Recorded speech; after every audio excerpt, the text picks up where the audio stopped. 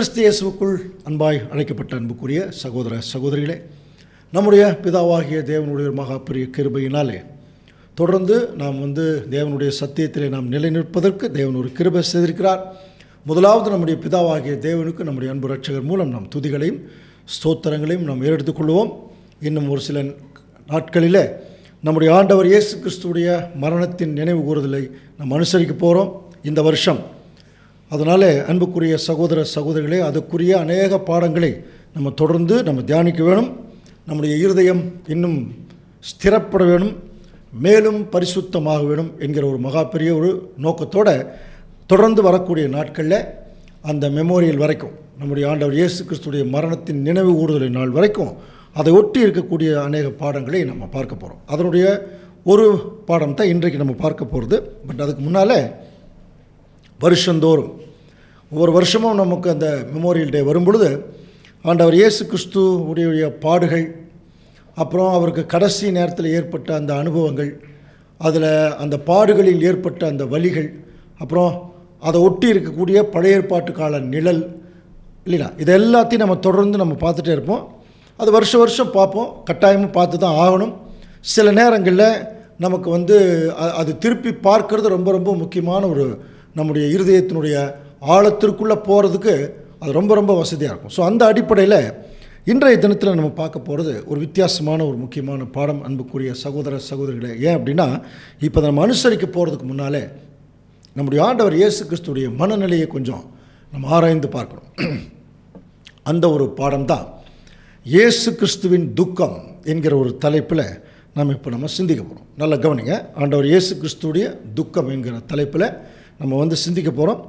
ஆக்சுவலாக பார்த்தீங்கன்னா, ஆண்டவர் இயேசு கிறிஸ்து இந்த பூமியில் தேவனுடைய சித்தத்தை நிறைவேற்றி கீழ்ப்படிஞ்சு அவர் சிலுவைக்கு போகிறார் இல்லையா, அந்த ஒரு காரியத்தெல்லாம் கவனிக்கும்போது அதில் அவருக்கு சந்தோஷம் இருந்தா இல்லை நிறைய துக்கம் இருந்தா என்று சொல்லி நம்ம கவனிக்கும் பொழுது எபிரேயர் 12ஆம் அதிகாரம் 2ஆம் வசனம் வாசிக்கலாம். அவர் தமக்கு முன் வைத்திருந்த சந்தோஷத்தின் பொருட்டு அவமானத்தை எண்ணாமல் சிலுவையை சகித்து தேவனுடைய சிங்காசனத்தின் வலது பாரஸ்தில் வீற்றிருக்கிறார். அந்த வசனம் பலமுறை படிச்சிருக்கோம். அவர் தமக்கு முன் வைத்திருந்த சந்தோஷம், அந்த சந்தோஷத்துக்காகவே தனக்கு வரக்கூடிய அவமானத்தை அவர் எண்ணாமல் அப்புறம் சிலுவையை சகிச்சிருக்கிறார். அப்போ இதெல்லாம் அவர் செய்யும் பொழுது ஏதோ ஒரு சந்தோஷம் அவருடைய மனசுக்குள் இருந்தது. அதனால தான் அது எப்படி அவர் வெளிப்படுத்தியிருக்கிறார் அப்படிங்கிறத நம்ம கவனிக்கும் பொழுது பல நேரங்களில் அந்த பக்குவத்தை காட்டினதை நம்ம பார்க்குறோம். அந்த ஸ்திரீகள் எல்லாம் அவரை பார்க்க அந்த பாடுகள் நேரத்தில் வரும்போது, நீ எனக்காக அழுக வேண்டாம், உங்களுடைய பிள்ளைகளுக்காக அழுங்கள் சொன்னார் இல்லையா. இதெல்லாம் ஒரு பக்குவமான பதில். ஏன்னா அந்த அளவுக்கு ஒரு டார்ச்சர், நைட்டு முழுவதும் டார்ச்சர். காலையில் அப்போ அந்த சிலுவையை கொண்டு போய் எடுத்துகிட்டு போகிற போது அந்த அடி வலி இதெல்லாம் தாங்கிட்டு இருந்த போதும் பக்குவமான பதில்கள் அவர் கொடுத்தார். அதே மாதிரி தான் சிலுவையில் நிற்கும் போதும் அவர் பேசின வார்த்தைகளை நம்ம கவனிச்சிருக்கோம் இல்லையா. ஸோ இவைகளெல்லாம் பார்க்கும் பொழுது ஆண்டவர் இயேசு கிறிஸ்து பட்ட பாடுகளிலே ஒரு பக்குவத்தை நம்ம கவனிக்கலாம், ஒரு அமைதியை கவனிக்கலாம். வையப்படும் போது பதில் வையாமலும் பாடுபடும் போது பயமுறுத்தாமல் இருந்தாலும் படிச்சிருக்கோம் இல்லையா. ஸோ அப்படிப்பட்ட ஆண்டவர் இயேசு கிறிஸ்து அந்த பாடுகளில் அவருக்கு என்ன ஒரு சந்தோஷம் இருந்திருக்க வேணும். நிறைய பாயிண்ட்ஸ் அதில் கடந்த காலங்களில் நம்ம சப்ஜெக்டில் பார்த்துருக்கோம், நிறைய சகோதரர்கள் பேசியிருக்கலாம் இல்லையா. அவர் முற்றிலும் தேவனுக்கு கீழ்ப்படுகிற ஒரு சந்தோஷம், அவருடைய மரணத்தின் மூலம் இந்த உலகத்துக்கே கிடைக்க போகிற ரட்சிப்பை குறித்த ஒரு சந்தோஷம், விசேஷமாக அவருடைய மரணத்தின் மூலம் அவருடைய திருச்சபைக்கு கிடைக்க போகிற பாவ மன்னிப்பு ரொம்ப ரொம்ப முக்கியம், அதை குறித்த ஒரு சந்தோஷம். தன்னுடைய மனைவி கரை திரை முதலானவைகள் ஒன்றும் இல்லாமல் பிழையற்ற சபையாக தனக்கு முன் நிறுத்திக் கொள்வதற்கு தம்மை தாமே அதற்காக ஒப்பு கொடுத்தார். எபேசியர் 5ஆம் அதிகாரம் 25 வாசிக்கிறோம் இல்லையா. ஸோ அந்த விஷயத்தெல்லாம் கொஞ்சம் கவனிக்கும் போது தன்னுடைய மரணத்தினால தன்னுடைய சபையை இன்றைக்கி சுத்தமாக போகுது என்கிற ஒரு சந்தோஷம் கூட இருந்திருக்கலாம். ஆனால் இந்த சப்ஜெக்டினுடைய தலைப்புன்னா ஆண்டவர் இயேசு கிறிஸ்துடைய துக்கம். அப்போது இப்படிப்பட்ட சந்தோஷத்தில் பாடுகள் அனுபவிக்கிற கிறிஸ்துவுக்கு ஒரு மிகப்பெரிய துக்கம் இருந்ததாக நம்ம வேதத்தில் வாசிக்கிறோம். எங்கே வாசிக்கிறோம் பாருங்கள், ஏசாயா 53ஆம் அதிகாரம் 3ஆம் வசனம். அவர் அசட்டை பண்ணப்பட்டவரும் மனுஷரால் புறக்கணிக்கப்பட்டவரும் துக்கம் நிறைந்தவரும் பாடு அனுபவித்தவருமாயிருந்தார். கவனிக்கலாமா? அவர் அசட்டை பண்ணப்பட்டவரும் மனுஷரால் புறக்கணிக்கப்பட்டவரும். ஒருவேளை அசட்டை பண்ணப்பட்டு புறக்கணிக்கப்பட்டதுக்காக அவர் துக்கம் நிறைந்தவராக இருந்தாரா அப்படிங்கிற ஒரு கேள்வி வரலாம். ஆனால் அடுத்த வசனம் இருக்குது, துக்கம் நிறைந்தவரும் பாடு அனுபவித்தவருமாக இருந்தார், அவரை விட்டு நம்முடைய முகங்களை எல்லாம் மறைச்சிட்டோம் அப்படின்னு எல்லாம் படிக்கிறோம். இப்போ நம்முடைய கேள்வி, அவருடைய அந்த கடைசி நேர பாடுகளில் கிடைக்க போகிற மிகப்பெரிய ஒரு நன்மை இருக்கு இல்லையா, உலகத்திற்காகட்டும் அவருடைய திருச்சபைக்காகட்டும், அந்த நன்மையை நினச்சி அவர் சந்தோஷப்பட்டிருக்க வேணும் அப்படிங்கிற ஒரு சிந்தனை இருந்தாலும், ஏதோ அவருடைய கடைசி நேரங்களில் அவருக்கு ஒரு துக்கம் இருந்ததை நம்ம கவனிக்கலாம். வசனங்களின் மூலம் என்ன துக்கமாக இருந்திருக்கும் என்று சொல்லி நம்ம கொஞ்சம் கவனிக்கும்போது, அன்புக்குரிய சகோதரர்களே, இதை கொஞ்சம் இன்டீரியராக போய் பார்க்கணும். ஆண்டவர் இயேசு கிறிஸ்துவுடைய மனநிலையை ஆராய்ந்து பார்த்தோம்னா, ஆண்டவர் இயேசு கிறிஸ்து அவர் ஏன் துக்கப்பட்டார் என்பதை குறித்து கொஞ்சம் நம்ம புரிந்து கொள்ளலாம்.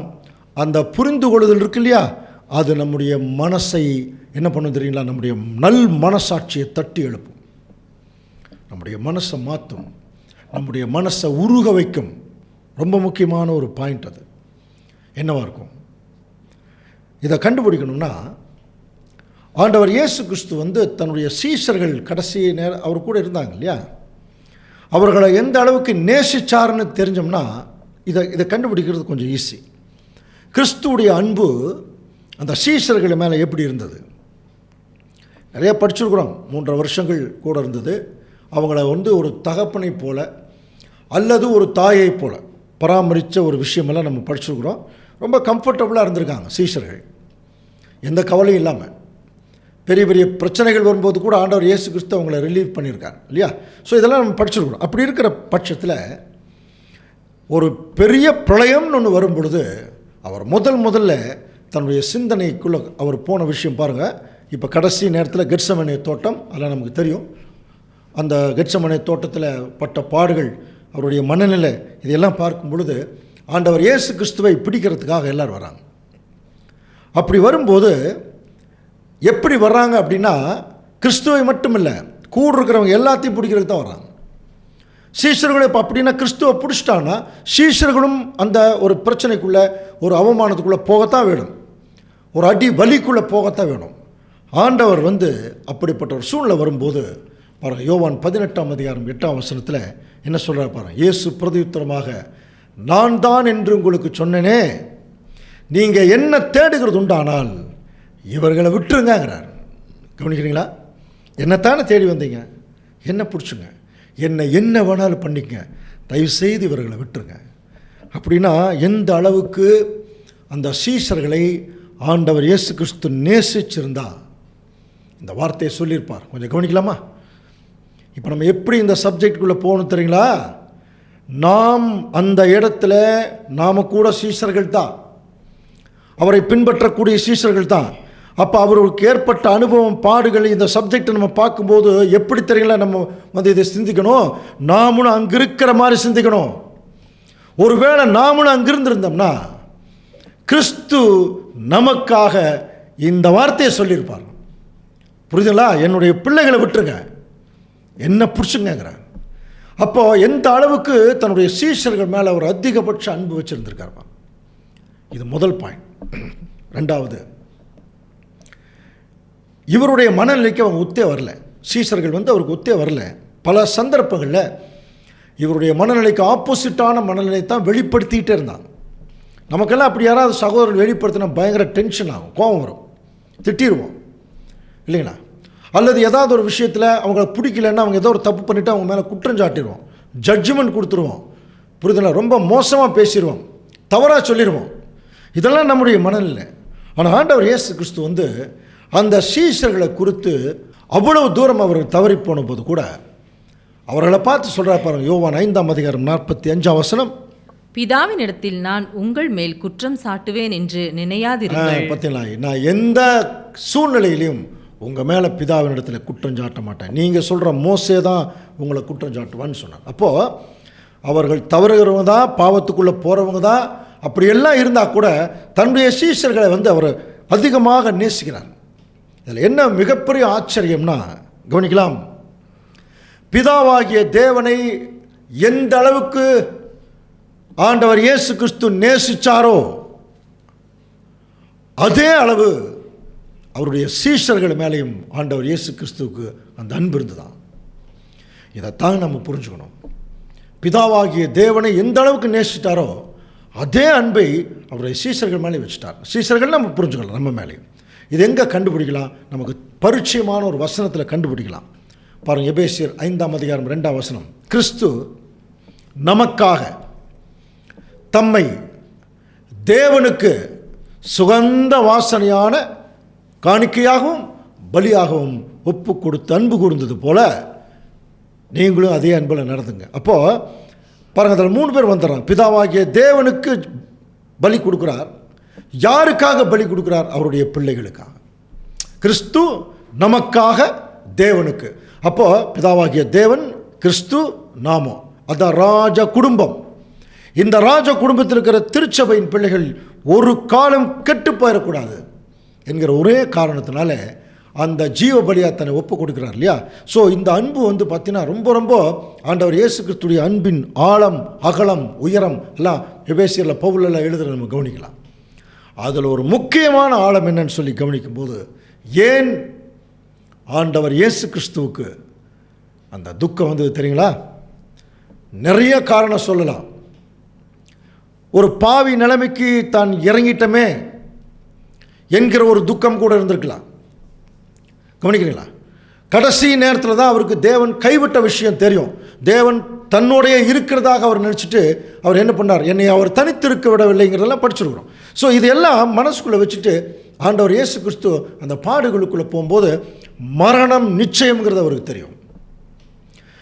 ஏற்கனவே சொல்லியிருக்கார், என்னை வாரில் அடிச்சிருவாங்க, என்னை கொலை செய்திருவாங்க, 3ஆம் நாள் உயிர் தெழுந்துருவேன், தேவன் உயிர் தெழுப்பார், எல்லாமே கிளியராக தெரியும். அப்போ அவருக்கு தன்னுடைய மரணம் நிச்சயம், அதுக்கப்புறம் அவர் பரலோகத்துக்கு போகிறது நிச்சயம், இது நல்லாவே தெரியும். அப்புறம் என்ன துக்கம் அவருக்கு இல்லையா? மரணம் வரப்போகுது, பாடு மரணம் தான், அதுக்கு ரெடியாக தான் இருக்கார். அதுக்கப்புறம் ஒரு உயிர் தெழ போகிறார், தேவனிடத்தில் போக போகிறார். இதில் என்ன துக்கம் இருக்குது? கொஞ்சம் கவனிக்கிறீங்களா?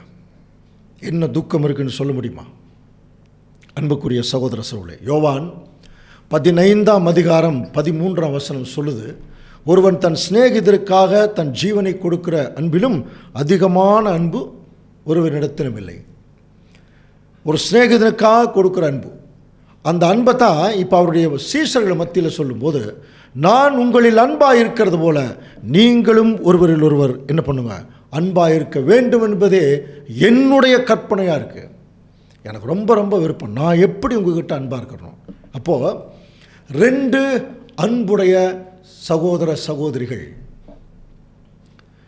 கவனிக்கிறீங்களா? ஒரு கணவன் மனைவி எடுத்துங்க, பரஸ்பரம் ரொம்ப அன்பாக 2 பேரும் பழகிறாங்க. கடைசியில் ஒரு 20 வருஷம் 30 வருஷம் கழித்து அந்த கணவன் இறந்து படுத்துட்டு இருக்கும்போது ஒரு சிலதெல்லாம் நீங்கள் கவனிச்சிருக்கலாம், அந்த மனைவி தலையாக அடிச்சுட்டு நெஞ்சாக அடிச்சுக்கிட்டு கதறி அழுகிறாங்க இல்லையா? என்ன காரணம்? ஏன் அந்த துக்கம் அவங்களுக்கு வந்துச்சு? சரி, இவ்வளோ வருஷம் வாழ்ந்தோம், அவ்வளோதான், லைஃப் முடிஞ்சது, அப்படின்னு போயிருக்கலாம் இல்லையா? ஏன் அந்த துக்கம் வந்துச்சுன்னா, எப்படி அந்த பரஸ்பரம் அன்பு அந்யோன்யத்தில் பழகியிருக்கிறாங்க பாருங்கள், அந்த அன்பு கவனிச்சு பாருங்கள், ஒரு பிரிவு என்று வரும்போது அங்கே ஆட்டோமேட்டிக்காக என்ன வந்துடும்? ஒரு மகா பெரிய துக்கம் வரும். அந்த துக்கத்தை வெளிப்படுத்துறது அந்த விதம் தான் அவர்கள் தலையாக அடிச்சுக்கிறது, கண்ணீர் விட்டு சிந்துறது. அதுக்கப்புறம் 4 நாள் கழித்து சரியாயிருவான்னு வைங்க. ஆனாலும் அந்த நேரத்தில் அந்த பிரிவை தாங்க முடியாத ஒரு துக்கம் இருக்கு இல்லையா? அன்புக்குரிய சகோதர சகோதரர்களே, அதே துக்கம் ஆண்டவர் இயேசு கிறிஸ்து அந்த மரண காலத்தில் வந்துதான் ரொம்ப நேசிச்சிட்டார். யாரையே? அந்த சீஷர்களை ரொம்ப ரொம்ப நேசிச்சிட்டார். இப்போ அவர்களை பிரிய வேறியை வேண்டிய ஒரு தருணம் வரும்போது பல காரணங்கள் துக்கம் நிறைந்தவராக இருக்காருன்னு சொன்னால் கூட ஆண்டவர் இயேசு கிறிஸ்து தன்னுடைய பிள்ளைகளை, இன்னும் சொல்லப்போனால் சீஷர்கள் நம்ம சொல்லி பழகிட்டோம். ஆனால் ஆக்சுவலாக அவர்கள் எப்படி இருந்தாங்க அப்படின்னா, ஆண்டவர் இயேசு கிறிஸ்துடைய மடியில் புரளக்கூடிய பிள்ளைகள். அதனால தான் அவ்வளோ பெரிய வயசான கூட மடியில் உட்காந்துட்டு இருந்தாரெல்லாம் யோவானெல்லாம் படிக்கிறோம் இல்லையா? அப்படின்னா எந்த அளவுக்கு கிறிஸ்து அந்த சீஷர்களை அவர் நேசிச்சிருப்பார்னு பாருங்க. இந்த டைமில் இதைத்தாங்க நம்ம உணரணும். அன்னைக்கு அந்த 11 பேர் அன்னைக்கு இருந்தாங்க. யூதாஸ் வெளியே போயிட்டார். அவர்கள் அதிகமாக இயேசு கிறிஸ்து நேசிக்கிறார், யூதாஸையும் நேசிச்சிருக்கார், அது எந்த டவுட்டுமே வேண்டாம். அப்படி இருக்கிற பட்சத்தில் அதே தான் நாமளும் அப்போ இயேசு கிறிஸ்து எந்த அளவுக்கு நம்மையே நேசிச்சிருக்கிறாருங்கிறத பார்க்கணும். ஆனால் இன்னைக்கு அந்த அந்த ஒரு உணர்வு நமக்கு வராது. ஏன் அப்படின்னா அன்னைக்கே அந்த உணர்வு ஆண்டவர் இயேசு கிறிஸ்து வெளிப்படுத்திட்டு போயிட்டார். தன்னுடைய பிள்ளைகளை பிரியக்கூடிய காலப்பகுதி வரும்போது அந்த பிரிய மனதில்லாமல் ஒரு துக்கத்தில் ஆண்டவர் இயேசு கிறிஸ்து அந்த கடைசி நேரத்தில் இருந்தாருங்கிறத நம்ம கொஞ்சம் கவனிக்கணும். அந்த துக்கம், அதுக்கு காரணம் அந்த பிள்ளைகள் மேலே வைத்த அன்பு ரொம்ப ரொம்ப முக்கியம். இதை நம்ம உணரணும், இப்போ உணரணும். சரி, இது எப்படி அந்த உணர்வு நமக்குள்ளே வரும்? இன்னைக்கு வரைக்கும் நம்ம சத்தியத்தில் ஏதோ ஒரு விதத்தில் நம்ம வழி நடத்தப்பட்டு கொண்டு வந்துட்டே தான் இருக்கோம். இன்னொரு விஷயம் நமக்கு நல்லா தெரியும், சத்தியத்துக்குள்ளே நல்லா வளரக்கூடிய தேவனுடைய பிள்ளைகளுக்கு கல்லடி விழுமில்ல, அந்த மாதிரி நிறைய சந்தர்ப்பங்களில் அவமானம், துக்கம் சபை மக்களே தள்ளி வச்சிருவாங்க, சபை மக்களே கேவலப்படுத்திடுவாங்க. இப்படியெல்லாம் இருக்கக்கூடிய காலப்பகுதியில் நம்ம மென்மேலும் தேவனுடைய ஊழியத்தை தொடர்ந்து செய்கிறது, அந்த வாய்ப்பு நமக்கு ஏற்படுத்துறது, அந்த ஆறுதல் கொடுக்கறது, இந்த வேலையெல்லாம் இன்னைக்கு வரைக்கும் யார் செய்கிறான்னா நம்முடைய ஆண்டவர் இயேசு கிறிஸ்து தான் செய்கிறார். ஒரு சில நேரத்தில் தவறக்கூடிய சூழ்நிலை கூட வரலாம். இன்னைக்கு வரைக்கும் நமக்காக பிதாவின் இடத்துல பரிந்து பேசுகிற ஒரு நிலைமையில் கிறிஸ்து இருக்கார். அப்போ அன்னைக்கு அந்த சீசர்களை நேசிச்சிருக்காருனா இன்னைக்கு நம்மையும் என்ன பண்ணுறாருனா நேசிக்கிறார். அந்த உணர்வு, அந்த பிரிவை தாங்க முடியாத உணர்வு. ஆனால் யோசனை பண்ணி பாருங்கள், இப்போ சர்வ சாதாரணமாக சபையில் மக்கள் எல்லாம் கொஞ்சம் சின்ன மனஸ்தாபத்தில் ரொம்ப ஈஸியாக பிரிஞ்சுட்டு போயிடுறாங்க, ரொம்ப ஈஸியாக பிரிஞ்சிடறான். துக்கமே இல்லை. ஒரு சகோதரன் நம்ம பிரியருமே, இவ்வளோ நாள் பழகணுமே, இவ்வளோ நாள் சத்தியத்தில் ஒன்றா இருந்துமே, களி கூர்ந்துமே, எந்த விதமான எண்ணமும் இல்லை. ரொம்ப ஈஸியாக பிரிஞ்சுட்டு போய் நாங்கள்லாம் போய் என்ன பண்ணுறோம், தனியாக ஒரு பந்தியை அனுசரிக்கிறோம் அப்படின்னு சொன்னால் ஆண்டவர் இயேசு கிறிஸ்து அந்த பந்தியை எப்படி பார்ப்பார்னு பாருங்க. கவனிக்கிறீங்களா? அந்த உணர்வு இருக்கணும். அன்புக்குரிய சகோதர சகோதரி, இந்த உணர்வு இல்லாமல் பந்தியில் யாருமே கை வச்சிடாதீங்க. அந்த உணர்வு வேணும். நம்ம எல்லாம் பாவிகள் தான். யார் இங்கே பெரிய பரிசுத்தவான்கள் எல்லாம் இல்லை. பரிசுத்தத்தை நோக்கி என்ன பண்ணிகிட்ருக்கோம், ஓடிட்டுருக்குறோம். இன்றைக்கி அதுக்குள்ள ஒவ்வொருத்தருடைய மனநிலைகளை கொஞ்சம் பாருங்கள். இயேசு கிறிஸ்துவுடைய மனநிலையை பாருங்கள். பேதுரு மழுதிரிக்க போகிறாருன்னு தெரியும், யூதாஸ் காட்டி கொடுக்க போகிறாருன்னு தொடக்கத்திலிருந்தே தெரியும். தெரிஞ்சும் யூதாஸை கூடவே தான் கூட்டிகிட்டு போகிறார், பேதுருவுக்கு கூடவே தான் கூட்டிகிட்டு போகிறார். யோவான், யாக்கோபு இடிமுழக்கத்தின் பிள்ளைகள் தெரியும், ஆனாலும் அவர்களை பக்குவப்படுத்துறதுக்கு கூட கூட்டிகிட்டு போகிறார். இதுதாங்க சபை. எப்படிப்பட்ட மனநிலை உள்ளவர்களாக இருந்தாலும், அவர்கள் பாவத்திலே விழுந்திருந்தாலும் அவர்களை எப்படியாவது அவங்க தூக்கி நிறுத்தி அவங்கள கட்டுக்குள்ளே கொண்டு தேவனுக்கு பிரியமான பலி செலுத்த வேணுங்கிற ஓட்டம் இருக்கு இல்லையா, அந்த ஓட்டத்துக்கு பேர் தாங்க அன்பு. அதில் காட்டக்கூடிய அக்கறை, அதுக்கு பேர் தான் அன்பு. அது ஆண்டவர் இயேசு கிறிஸ்து நல்லாவே அன்பு வச்சுருந்தார். இப்போ அவர் தன்னுடைய சீஷர்களுடைய பிரிவை தாங்கிறதுக்கு கொஞ்சம் துக்கம் அடைந்தவராக இருக்கும்போது அவர் எந்த அளவுக்கு தன்னுடைய சீஷர்கள் மேலே அன்பு வச்சுருந்தாருங்கிறத எப்படி கண்டுபிடிக்கலாம் தெரியுங்களா? அவருடைய வார்த்தைகள்லேயே கண்டுபிடிக்கலாம். விசேஷமாக அவருடைய கடைசி நேர பாடுகளுக்கு போகிறதுக்கு முன்னால் அந்த கால் கழுவின நிகழ்ச்சியில் நமக்கு தெரியாத ஒரு சப்ஜெக்டாக ஏற்கனவே பார்த்துருக்குறோம். ஒருவேளை தேவனுக்கு சித்தம் இருந்தால் தொடர்ந்து நம்ம பார்க்கலாம். யோவான் 13ஆம் அதிகாரத்தில் இந்த சீஷர்கள் தங்கள் யார் பெரியவன் அப்படிங்கிற பிரச்சனை வரும்பொழுது ஆண்டவர் இயேசு கிறிஸ்து அங்கே மிகப்பெரிய தாழ்மையை காட்டுகிற அந்த கால்களையெல்லாம் குனிஞ்சு அவர் கழுவிருக்க வேணும் இல்லையா? தன்னுடைய சீஷர்களுக்கு அவர் தன்னை தாழ்த்துறதை கொஞ்சம் கவனிக்கலாம். ஆனால் அதை பற்றி அவங்க கவலையே இல்லை, பேதுருவை தவிர. அதுக்கப்புறம் அவங்களுக்கு அந்த சூழ்நிலை புரியல, இவருக்கு புரிஞ்சிருச்சு. அதனால தான் அந்த துக்கமாக இருக்கார். தன்னுடைய மனநிலைக்கு ஏற்ற நிலைமையில் அவங்க இல்லையே என்கிற துக்கமும் அவருக்கு இருந்திருக்கும் இல்லையா?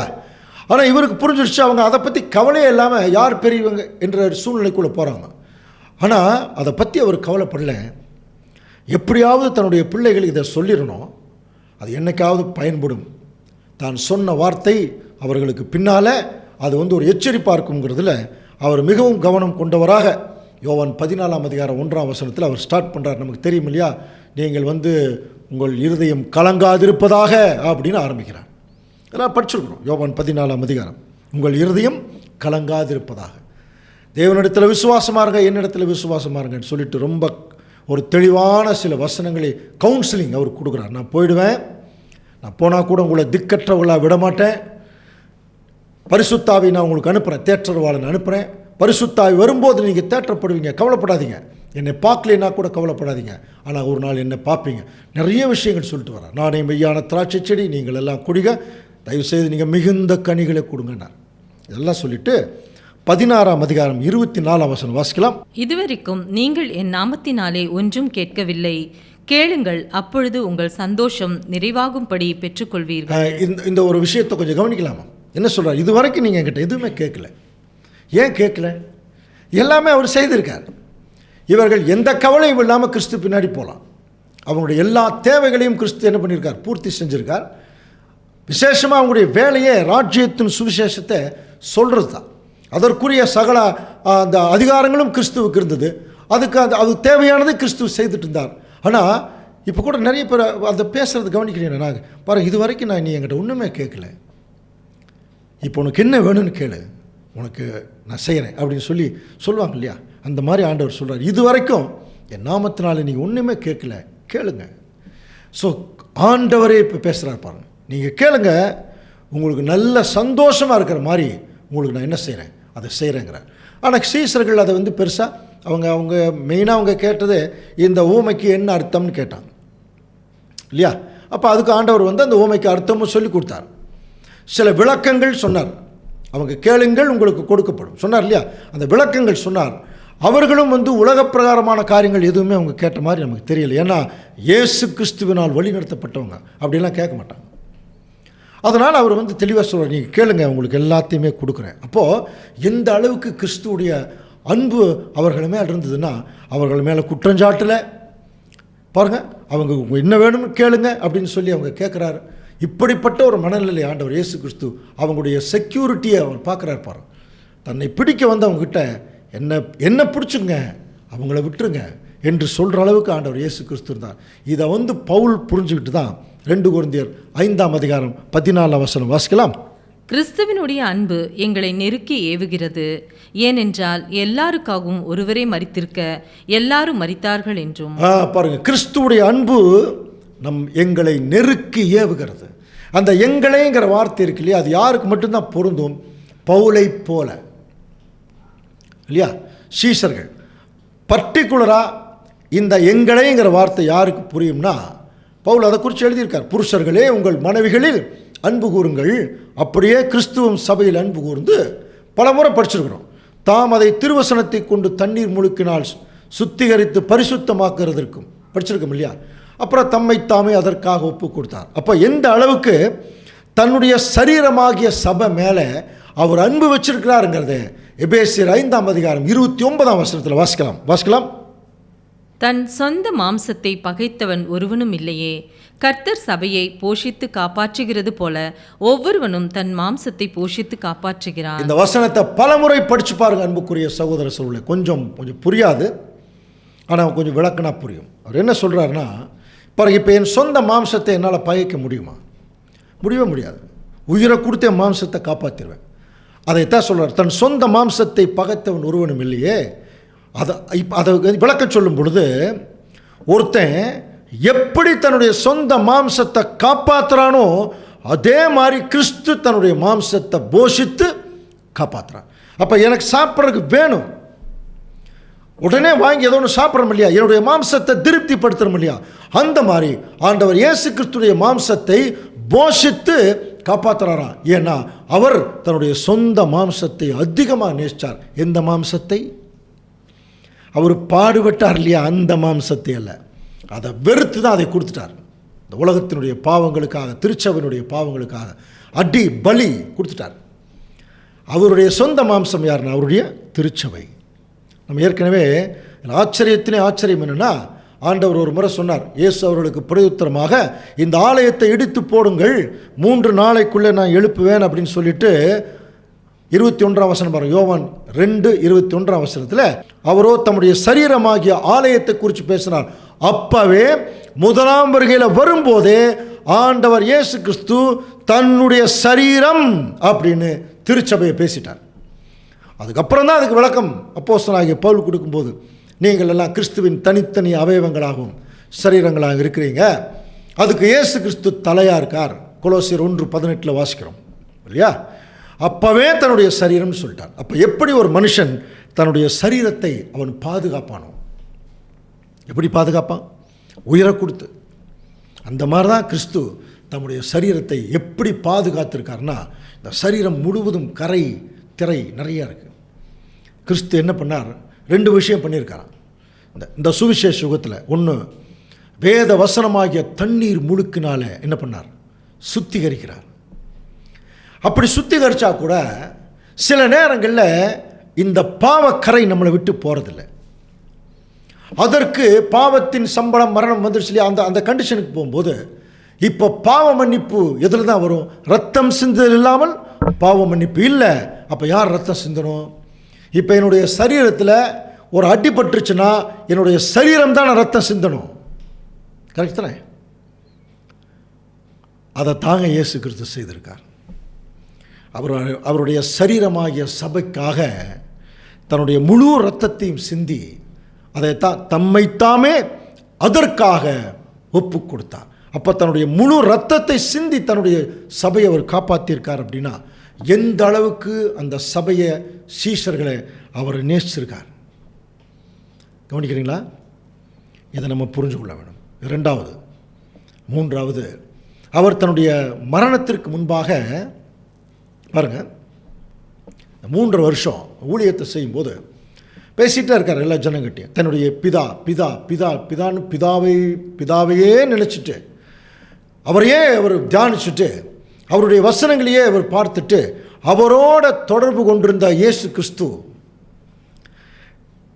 தேவனிடத்தில் பேசிகிட்டு இருக்கார் இல்லையா? கடைசியாக தன்னுடைய சீஷர்களை விட்டு பிரியணும் அப்படிங்கிற ஒரு சூழ்நிலை வரும்போது அவருக்கு அந்த பிரியக்கூடிய ஒரு துக்கம் வந்துச்சு இல்லையா?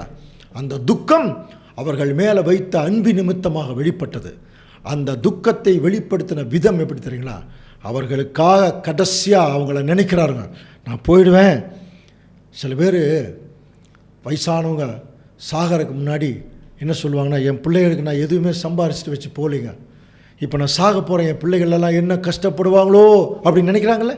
அந்த மாதிரி ஒரு மன கஷ்டம் அவருக்கு இருந்துதான். என்னுடைய பிள்ளைகளெல்லாம் இந்த பூமியில் இருக்க போகிறான், இனிமேல் தான் ஒரு மகா பெரிய போராட்டத்துக்குள்ளே போகிறாங்க. அப்படி போராட்டத்துக்குள்ளே போகும்போது அவர்களை நம்ம எப்படி பாதுகாக்கணும் என்கிற ஒரு சிந்தனைக்குள்ளே வரும்போது இப்போ இவர் கூட இருக்கிற வரைக்கும் காப்பாற்றிட்டார். இப்போ அவங்களை விட்டுட்டு போகிறார். அடுத்தது இவர்களுக்கு ஒரே ஒரு பாதுகாப்பு அரண் எல்லாமே யார் தான்? தன்னுடைய தகப்பன் தான். அதனால் அன்புக்குரிய சகோதர சகோதரர்களே, தன்னுடைய தகப்பனை நோக்கி இந்த சீஷர்களை முன்னாலே நிற்க வச்சுட்டு அவர் ஒரு ஜெபம் பண்ணுறதை நம்ம கவனிக்கணும். ஏற்கனவே நம்ம படிச்சிருந்தாலும் ஒரு சில வசனங்களை நம்ம தியானிக்கலாம். இந்த மெமோரியல் சீசனில் ஆண்டவர் இயேசு கிறிஸ்துடைய மரணத்தை நினைவுகூரக்கூடிய காலத்தில் அவருடைய மனநிலையை புரிந்து கொண்டவர்களாக இதுக்குள்ளே நம்ம போனால் தான் அந்த பந்தி நமக்கு ஒரு ஆசீர்வாதமாக இருக்கும். இப்போ அவர் ஜெபம் பண்ணுறார் பாருங்கள். யோவான் 17ஆம் அதிகாரம் 1ஆம் வசனம். இயேசு இவைகளை சொன்ன பின்பு தம்முடைய கண்களை வானத்துக்கு ஏறெடுத்து 2ஆம் வசனம்.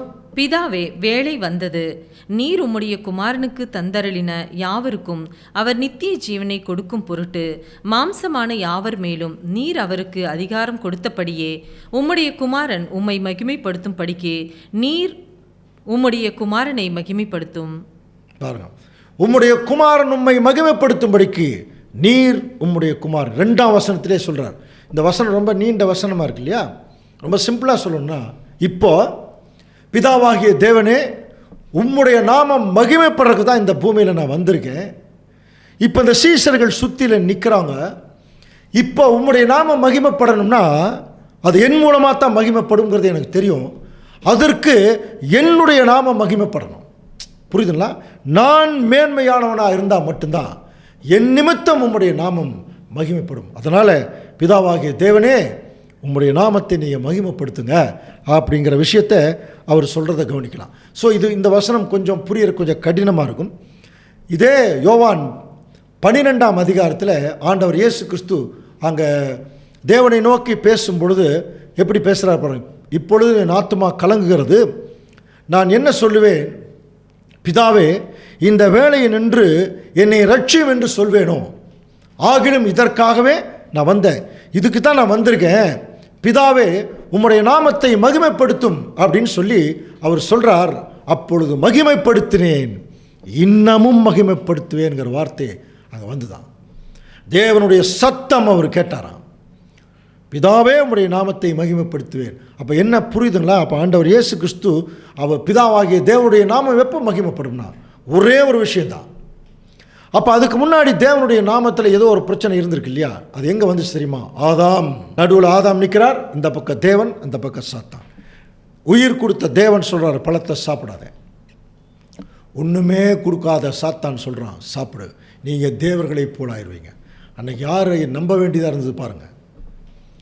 தேவனை நம்பாமல் சாத்தான் சொன்னதை நம்பிட்டாங்க பாருங்கள். எவ்வளோ மோசமான ஒரு மனநிலைக்குள்ளே ஆதாம் அங்கே போயிருக்கார், ஏவாளின் நிமித்தமாக. அப்படி போன உடனே என்ன ஆயிடுச்சுன்னா, சர்வலோகத்தையும் படைத்த தேவனுடைய நாமம் ஆதாமினால் மகிமைப்பட்டிருக்கணும். எப்படின்னா, சாத்தான் சொன்னதை கேட்காம தேவனுக்கு கீழ்ப்படிஞ்சிருந்தாருன்னா அங்கே அவருடைய நாமம் மகிமைப்பட்டிருக்கும். அன்னைக்கு போன நாமம் தான். அந்த மாதிரி நம்ம புரிஞ்சுக்கலாம். இப்போ ஆண்டவர் இயேசு கிறிஸ்து வந்து என்ன சொல்கிறார்? அப்பா, இந்த உலகமே உங்களுக்கு கீழ்ப்படியில்லைனாலும் பரவாயில்ல, நான் உங்களுக்கு கீழ்ப்படிஞ்சு காட்டுறேன், மரண பரியந்தம் கீழ்ப்படுகிறேன்.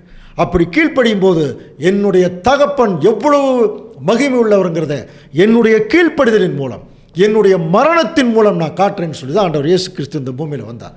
இப்போ அவர் என்ன சொல்கிறார் தெரியுங்களா? தேவனே, நான் சாக போகிறேன், எதுக்கு? உமக்கு ஜீவபலியாக கொடுத்து இந்த உலகத்தில் இருக்கிற எல்லா ஜனங்களையும் மீட்டு நீங்கள் தான் இதை செய்தீங்கன்னு எல்லா ஜனங்களையும் உங்களுக்கு காட்டும்போது அப்போ மகிமைப்படுத்துவாங்க எல்லாரும். அதற்கு அச்சாரமாக இப்போ என்னை நான் வந்து அந்த மரணத்துக்குள்ளே கொண்டு வரேங்கிற போது அதுக்கு அதை சொல்கிறார், இதைத்தான் அவர் மகிமைப்படுத்தும் அப்படின்னார். அதுக்கு தேவன் என்ன சொன்னார்? மகிமைப்படுத்தினேன், இன்னமும் மகிமைப்படுத்துவேன் சொன்னார். பார்த்தீங்களா? இதுதான் அண்டர்ஸ்டாண்டிங். அப்போது நம்மெல்லாம் இந்த பூமியில் பிதாவாகிய தேவனையும் ஆண்டவர் இயேசு கிறிஸ்துவை மகிமைக்காகத்தான் அங்கே வாழ்ந்துட்டுருக்குறோம். நம்ம பிறந்ததே அதுக்காக தான். நிறைய பேருக்கு அதுவே புரியல. அப்போ அந்த மகிமை எப்படி வரும்? நம்முடைய பேச்சில், நம்முடைய செயலில், புரிதல், நம்முடைய ஆட்டிடியூட், செயல்பாடுகளில் தான் அது வரும். அப்போ நம்ம ஒவ்வொரு செயல்பாடுகளையும் ஒவ்வொரு பேச்சுக்களையும் நம்ம ரொம்ப ஜாக்கிரதையாக இந்த பூமியில் உச்சரிக்க வேண்டும், நம்முடைய ஆண்டவரை போல. அப்படி உச்சரிக்கும் பொழுது, பேசும் பொழுது, செயல்படும் பொழுது தேவனுடைய நாமம் கிறிஸ்துவின் மூலம் மகிமைப்படும். அதற்கு சீசர்களுக்கு முன்னாடி நின்று ஏன் அதை ஜெபம் பண்ணுறாருன்னா, முதல்ல அவருக்கு முன்னோடி ரோல் மாடலே ஆண்டவர் இயேசு கிறிஸ்து தான். அதனால தான் அவர்கள் முன்னாடி சொல்கிறார், நீங்கள் உங்களுடைய நாமத்தை மகிமைப்படுத்துறதுக்கு ஆதரவாக என்னை மகிமைப்படுத்தும். இப்போ சீசர்கள் சுற்றிலும் அவங்க எப்படி தெரியுமா பார்த்துருப்பாங்க? கிறிஸ்துவை. அடுத்த வசனம் பாருங்கள், அது நமக்கு நல்லா பரிச்சயமான வசனம். ஒன்றான மெய்தேவனாகிய உம்மையும் நீர் அனுப்பினவராகிய இயேசு கிறிஸ்துவையும் அறிவதே நித்திய ஜீவன் சொல்கிறார் இல்லையா? அந்த இயேசு கிறிஸ்துவையும்ங்கிறது என்ன? என்னையும் உம்மையும் என்னையும் அறிவதே நித்திய ஜீவன். அந்த இடத்துல ஏன் அதை சொல்கிறார் என்று சொல்லி கவனிக்கும் பொழுது, விசேஷமாக சீசர்கள் தான் அங்கே சுற்றி நிற்கிறாங்க. அவர்களுக்கு ஒன்றான மெய் தேவன் யாருங்கிறது தெரியும். நீர் ஜீவனுள்ள தேவனுடைய குமாரனாகிய கிறிஸ்து சொன்னார் இல்லையா பேதுரு? தெரியும். இப்போ யார் மட்டும்தான் தெரியலனா, 3 வருஷம் ஆண்டவர் இயேசு கிறிஸ்துவோடவே அவர்கள் பழகி இருந்தாலும் இன்னும் அவருடைய பலி செலுத்தப்படாதனால அவருடைய பலியினுடைய மேன்மை, அவருடைய காரியங்கள் இன்னும் கொஞ்சம் தெரிஞ்சுக்க வேண்டியது இருக்குது. அதைத்தாங்க சொல்கிறார், நீர் அனுப்பின என்னையும் இவங்க அறியணும், அறிஞ்சாதான் அந்த ஜீவனுக்குள்ளே அவர்கள் வர்றதுக்கு அவர்கள் ஏதுவாக இருக்கும்னு சொல்லி அங்கே சொல்கிறார். அன்புக்குரிய சகோதர சகோதரி, இதை சொல்லிட்டு தான் 4வது வசனத்தில், பூமியிலே நான் உம்மை மகிமைப்படுத்தினேன், நான் செய்யும்படி நீர் எனக்கு நியமித்த கிரியைகளை நான் செய்து முடித்தேன் அப்படிங்கிறார். அப்போ பூமியில் எப்படி ஆண்டவர் இயேசு கிறிஸ்து தேவனை மகிமைப்படுத்தியிருக்காருன்னா, தேவனுடைய மனநிலையை பாருங்கள். அவருடைய மனநிலை வந்து அவருடைய கேரக்டரில் கவனிக்கலாம். அந்த மனநிலையை கிறிஸ்து தன்னுடைய செயல்பாட்டு மூலம் அவர் காமிச்சிருக்கார். எப்படி? 2 கொரிந்தியர் 8ஆம் அதிகாரம் 9ஆம் வசனம். நம்முடைய கர்த்தராகிய இயேசு கிறிஸ்துவின் கிருபையை அறிந்திருக்கிறீர்களே, அவர் ஐஸ்வர்யம் உள்ளவராய் இருந்தும் நீங்கள் அவருடைய தரித்திரத்தினாலே ஐஸ்வர்யவான்களாகும் படிக்கு உங்கள் நிமித்தம் தரித்திரரானாரே. அந்த கம்பேரிசன் நமக்கு தெரியுதில்லை? அவர் ஐஸ்வர்யம் உள்ளவராக இருந்தும், கவனிக்கிறீங்களா, அவருடைய தரித்திரத்தினாலே நம்ம ஐஸ்வர்யவான்களாகிறதுக்காக அவர் கீழே அவ்வளோ தூரம் இறங்கினாராம், தரித்திரரானாரே. ஒரு 100 கோடி வச்சிருக்கிற ஒரு பெரிய பணக்காரன் கோடீஸ்வரன், அவன் ஒரு 10 கோடி இன்னொருத்தனுக்கு கொடுத்தா அந்த 10 கோடி வாங்கினவனு கோடீஸ்வரன் ஆயிடுவார். அந்த 100 கோடி வச்சிருக்கிறவர் 90 கோடி வச்சிருக்கிறவர் அப்பவும் அவர் கோடீஸ்வரன் தான். கவனிக்கிறீங்களா? எப்போ இவர் தரித்திரர் ஆவார் தெரியுங்களா? அந்த 100 கோடியை கொடுத்துட்டார்னா அப்போ தான் அவர் தரித்திரராவார். கிறிஸ்து அந்த மனநிலைக்கு தான் இருந்தார். அவருடைய மனநிலை பாருங்கள், எல்லாவற்றையும் வெறுத்து இந்த பூமியில் அவர் வந்தது சொல்கிறப்பார். உங்கள் நிமித்தம் அவர் தரித்திரரானார். நம்மளை ஐஸ்வர்யவங்களாக்கிட்டு அவர் அதுக்கு கீழான நிலைமைக்குள்ளே அவர் போயிட்டார். ஆனால் அவர் இருந்த நிலைமை என்னென்னு படிச்சிருக்கோம் இல்லையா? ஆதியிலே அவர் தேவனோடு இருந்தார். தேவன் கூட இருந்த நிலைமைங்கிறது எவ்வளோ ஒரு பிரம்மாண்டமான நிலைமை பாருங்கள். அப்படி இருந்த ஒரு அந்த ஐஸ்வர்யத்தை எல்லாம் விட்டுட்டு இந்த பூமிக்கு வந்ததை குறித்து தான் அவர் அங்கே பேசுகிறார். அடுத்தது 6ஆம் வசனம் வாசிக்கலாம். யோவான் 17:6. நீர் உலகத்தில் தெரிந்தெடுத்து எனக்கு தந்த மனுஷருக்கு உம்முடைய நாமத்தை வெளிப்படுத்தினேன். அவர்கள் உம்முடையவர்களாய் இருந்தார்கள். அவர்களை எனக்கு தந்தீர். அவர்கள் உம்முடைய வசனத்தை கை கொண்டிருக்கிறார்கள். கொஞ்சம் கவனிக்கிறீங்களா? அப்போது ஏன் அந்த சீஷர்கள் மேலே ஆண்டவர் இயேசு கிறிஸ்துவுக்கு அவ்வளோ அன்பு அப்படின்னா, உலகத்தில் தெரிந்தெடுத்து தேவன் வந்து கொடுத்துருக்காரு. என் பிதா ஒருவனை இழுத்து கொள்ளாவிட்டால் அவன் என்கிட்ட வரமாட்டான். அது படிச்சிருக்கணும். அவர்கள் உம்முடையவர்களாக இருந்தார்கள். இதுதான் ரொம்ப முக்கியமான வார்த்தை. அப்போது இவர் ஏன் நேசிக்கிறார்னா, அப்பாவுடைய பிள்ளைகள், அதனால தான் அவ்வளவு நேசிக்கிறார். பாருங்கள், அவர்கள் உம்முடையவர்களாக இருந்தார்கள். அவர் நேசிக்கிறதுக்கு அடையாளம் என்னென்னா, உம்முடைய வசனத்தை அவர்கள் கை கொண்டிருக்கிறாங்க. அதே சமயத்தில் நீர் எனக்கு தந்தவைகளெல்லாம் உம்மாலே உண்டாயினவென்று இப்பொழுது இவர் அறிந்திருக்காங்க. அப்போ தேவன் ஆண்டவர் இயேசு கிறிஸ்துவுக்கு இந்த பூமியில் வந்தபோது என்ன தந்திருக்கார் அப்படின்னு கவனிக்கும்போது விசேஷமாக வார்த்தைகள், அந்த வார்த்தையை கொடுத்தார் பாருங்கள். அடுத்த வசனம் வாசிக்கலாம். உபாகமத்தில் இதை குறித்து நம்ம வாசிக்கலாம் பாருங்கள். உபாகமம் 18ஆம் அதிகாரம் 18ஆம் வசனம். உன்னை போல ஒரு தீர்க்கதரிசியை நான் அவர்களுக்காக அவர்கள் சகோதரரிலிருந்து எழும்ப பண்ணி என் வார்த்தைகளை அவர்கள் வாயில் ஆருளுவேன். பாருங்க, அப்போ ஆண்டவர் இயேசு கிறிஸ்து பின்னாடி வரப்போறாருங்கிறதுக்கு அங்கேயே ஒரு தீர்க்க தரிசனம் சொல்லிட்டார். மோசே சொல்லும்போது, உன்னை போல ஒரு தீர்க்க தரிசி அவர்களுக்காக நான் சகோதரன் அவர்கள் மத்தியிலிருந்து எழும்ப பண்ணுவேன், என் வார்த்தைகளை அவர்கள் வாயிலே அருளுவேன். இதையத்தான் யோவான் 17ஆம் அதிகாரம் 8ஆம் வசனத்தில், நீர் எனக்கு கொடுத்த வார்த்தைகளை நான் அவர்களுக்கு கொடுத்தேன், அதை அவர்கள் பாருங்க அவைகளை ஏற்றுக்கொண்டு நான் உம்மிடத்திலிருந்து புறப்பட்டு வந்தேன் என்று நிச்சயமாக அறிந்து நீர் என்னை அனுப்பீர் என்று விசுவாசித்திருக்கிறார்கள். இந்த ஒரு காரணத்துக்காக தான் அந்த சீஷர்களை ரொம்ப ரொம்ப நேச்சர். அவங்களாம் சில தவறுக்குள்ளே போனால் கூட அவங்க என்ன பண்ணிட்டாங்க தெரியுங்களா? ஆண்டவர் இயேசு கிறிஸ்துவை விசுவாசிட்டாங்க. இவர் ஜீவனுள்ள தேவனுடைய குமாரன். சில நேரத்தில் அந்த விசுவாசத்துக்கு பங்கம் வர்ற மாதிரி எல்லாம் சில சூழ்நிலைக்கு வந்து நமக்கு தெரியும் இல்லையா? அந்த கப்பல் ஆடினது, அப்புறம் அந்த காற்றையெல்லாம் அதட்டி உள்ளுக்குள்ளே வந்ததுக்கப்புறம் இவர் தேவனுடைய குமாரன் என்று விசுவாசித்தார்கள் நல்லா இருக்கும். அப்போ அவங்களுடைய விசுவாசத்தை வர்த்திக்க பண்ணுறதுக்கு சில சூழ்நிலைகளை தேவன் அங்கே அனுமதிச்சிருந்தார், அன்புக்குரிய சகோதரர்கள். அப்போ அதை அவங்க கரெக்டாக செய்தார். புரியுதுங்களா? அப்போ ஏன் இவ்வளவு தூரம் அவங்களுக்காக ஒரு ப்ரேயர் பண்ணுறார் என்று சொல்லி கவனிக்கும்போது, அவங்க தேவனுடைய பிள்ளைகளாக இருந்தார்கள் அவர்கள் என்று ஆண்டவர் இயேசு கிறிஸ்து அவங்கள விசுவாசார். அதிலேயே யோவான் 17ஆம் அதிகாரம் 9ஆம் வசனத்தில், நான் அவர்களுக்காக வேண்டிக் கொள்கிறேன், உலகத்துக்காக வேண்டிக் கொள்ளாமல் நீர் எனக்கு தந்தவர்களுக்காக வேண்டிக் கொள்கிறேன், அவர்கள் மறுபடியும் உம்முடையவர்களாக இருக்கிறாருன்னு சொல்கிறார். ஏன் விசேஷமாக இந்த உலக ஜனங்களுக்காக அந்த பர்டிகுலராக யோவான் 17ஆம் அதிகாரத்தில் உலக ஜனங்களுக்காக அவர் வேண்டிக் கொள்ளலை. யாருக்காக வேண்டிக் கொள்கிறாருன்னா, அவருடைய பிள்ளைகளுக்காக மாத்திரம்தான். ஏன்னு சொல்லுங்கள்? ஏன்னா உலக ஜனங்கள் ராஜ்யத்துக்குள்ளே எப்படி இருந்தாலும் உயிர் தெழுந்து வரப்போகிறாங்க. ஆனால் இப்போ ஆண்டவர் இயேசு கிறிஸ்து மேலே போகணுன்னே ஒரு மகா பெரிய ட்ரையலுக்குள்ளே போகிறாங்க இந்த சீஷர்கள். பயங்கரமான ட்ரையல். அந்த ட்ரையலுக்குள்ளே போகிறதுனால தான் விசேஷமாக இந்த பிள்ளைகளுக்காக ஒரு ஜெபம் பண்ணுறார். அப்போ உலகத்துக்காக ஜெபம் பண்ணலைன்னா, அது ஏற்கனவே நம்ம தீர்க்க தரிசனம் படிச்சிருக்கிறோம். ஒரு டியூ டைம் வரும், ஒட்டுமொத்த உலகமே கிறிஸ்துவுக்கு சொந்தமாயிடும். சங்கீதம் 2ஆம் சங்கீதம் 7ஆம் வசனம் படித்தோம்னா, தீர்மானத்தின் விவரம் சொல்லுவேன், கர்த்தர் என்னை நோக்கி, நீர் என்னுடைய நேசகுமாரன், இன்று நான் உன்னை ஜெனிப்பித்தேன், என்னை கேளும், அப்பொழுது ஜாதிகளை உமக்கு சுதந்திரமாகவும் பூமியின் எல்லைகளை எல்லாம் உமக்கு சொந்தமாகவும் நான் கொடுப்பேன் சொன்னார் இல்லையா? அப்போ அன்புக்குரிய சகோதர சகோதரி, அப்போ முதல்ல ஒட்டுமொத்த உலகமாக அவர் பரப்போது அவர் ராஜ்யம் வரும்பொழுது. ஆனால் இப்போ யாரை ரட்சிக்கிறது தேவனுடைய சித்தம் அப்படின்னு சொல்லி கவனிக்கும் போது 1 கொரிந்தியர் 1ஆம் அதிகாரம் 21ஆம் வசனம் வாசிக்கலாம். எப்படி எனில் தேவன் ஞானத்துக்கு ஏற்றபடி உலகமானது சுய ஞானத்தினாலே தேவனை அறியாதிருக்கையில் பைத்தியமாக தோன்றுகிற பிரசங்கத்தினாலே விசுவாசிகளை ரட்சிக்க தேவனுக்கு பிரியமாயிற்று. கொஞ்சம் கவனிக்கிறீங்களா? யாரை ரட்சிக்கிறதுக்கு தேவன் பிரியப்பட்டார்னா விசுவாசிகளை. சீஷர்கள் ஆண்டவர் இயேசு கிறிஸ்துவை விசுவாச்சான். புரியுதுங்களா? இயேசு கிறிஸ்து அந்த ஒரு காரணத்தினால அந்த சீஷர்களை ரொம்ப அதிகமாக நேசார். நான் யாருங்கிறது இவங்களுக்கு தெரிஞ்சிருச்சு. தேவனிடத்திலிருந்து வந்திருக்கேங்கிறது இவங்க புரிஞ்சுக்கிட்டாங்க. ஏன்னா தேவனே நீங்கள் கொடுத்த வசனத்தை அவங்களுக்கு நான் கொடுத்தேன். அந்த வசனத்தை வாங்கிட்டு அவங்க விசுவாச்சிட்டாங்க. பாருங்கள், அதுலேயே 10ஆம் வசனத்தில் என்னுடையவைகள் யாவும் உம்முடையவைகள், உம்முடையவைகள் யாவும் என்னுடையவைகள், அவர்களில் நான் மகிமைப்பட்டிருக்கேன். அவர் சொல்கிறது புரியுதுங்களா? என்னுடையவைகள் அப்படிங்கிறது என்ன சொல்கிறார்? அந்த ஜனங்கள் உம்முடைய ஜனங்கள், உம்முடைய ஜனங்கள் எல்லாம் என்னுடைய ஜனங்கள். இவங்க நம்முடைய பிள்ளைகள். அவங்களுக்காகத்தான் நாம் இவ்வளோ தூரம் நான் போராடுறேன்னு சொல்கிற அளவுக்கு. ஏன்னா ஆண்டவர் இயேசு கிறிஸ்து இஸ்ரேல் ஜனங்க மத்தியில் வந்தபோது யோவான் 1ஆம் அதிகாரம் 11ஆம் வசனம் பாருங்கள்.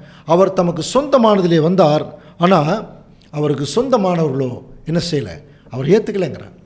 ஆனால் தேவன் முதலே சொல்லிட்டார், இவங்கெல்லாம் என்னுடைய பிள்ளைகள். அதை தான் இங்கே சொல்கிறார், என்னுடையவைகள் யாவும் உம்முடையவைகள். அப்போது உம்முடைய பிள்ளைகளை நான் எப்படியெல்லாம் பாதுகாக்க வேணுங்கிற ஒரு பிளானுக்குள்ளே ஆண்டவர் இயேசு கிறிஸ்து இருந்ததுனால தேவனிடத்தில் இப்போ மிக அக்கறையோட ஒரு வார்த்தையை சொல்கிறார். யோவான் 17ஆம் அதிகாரம் 11ஆம் வசனம் பாருங்கள். நான் இனி உலகத்தில் இருக்கிறேன், இவர்கள் உலகத்தில் இருக்கிறார்கள், நான் உம்மிடத்திற்கு வருகிறேன். பரிசுத்த பிதாவே, நீர் எனக்கு தந்தவர்கள் நம்மை போல் ஒன்றாயிருக்கும்படிக்கு நீர் அவர்களை உம்முடைய நாமத்தினாலே காத்துக்கொள்ளும். கவனிக்கிறீங்களா? இந்த ஒரே வார்த்தைக்காகத்தான் அன்புக்குரிய சகோதர சகோதரிகளே, இன்றைக்கு வரைக்கும் நம்மை தேவன் காத்து கொண்டு வருகிறார். கவனிக்கிறீங்களா? இந்த ஒரு ஜெபம் தான். ஆண்டவர் எவ்வளோ அக்கறையாக ஜெபம் பண்ணியிருக்கார் பாரு. நான் உங்ககிட்ட வந்துடுவேன், பாவம் இந்த குழந்தைகள்லாம் தனியாக இருக்குது, அவர்களுக்கு ஒரே பாதுகாப்பு அரண் அது நீங்கள் தான்ப்பா, நீங்கள் அவங்கள பார்த்துங்க, நான் உங்ககிட்ட வந்துடுறேன், நீர் அவர்களை காத்துக்கொள்ளும். அப்போது அவர் அந்த இடையில ஒரு வார்த்தை சொல்லும்போது, நீர் எனக்கு தந்தவர்கள் நம்மை போல் ஒன்றாயிருக்கும்படி. அப்போது அந்த ஒற்றுமையை குறித்து சொல்லும் பொழுது பாருங்கள், பிதாவாகிய தேவன் எவ்வளோ 1000 லட்சம் கோடி கிலோமீட்டருக்கு தூரத்தில் இருக்காருன்னு தெரியாது. இயேசு கிறிஸ்து இந்த பூமியில் இருக்கார்.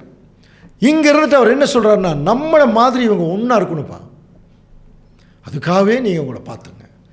அப்போ பிதாவாகிய தேவன் எவ்வளோ கோடி தூரத்தில் இருக்காரு கிறிஸ்து, ஆனால் இவங்க 2 பேரும் எப்படி இருக்கிறாங்க? மனதளவில் ஒரே மைண்ட் இருக்கிறாங்க இல்லையா?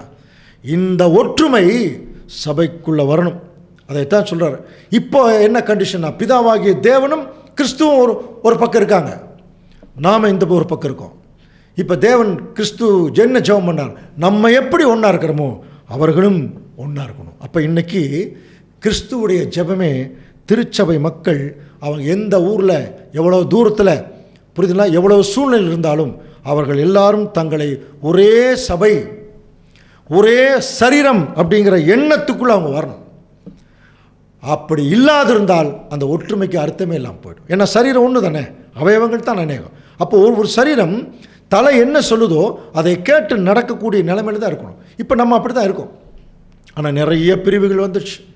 என்ன பிரச்சனைனா, இப்போ நிறைய பிரிவுகள் வந்துருச்சா, இப்போ யார் இதுக்கு தலைன்னே தெரில.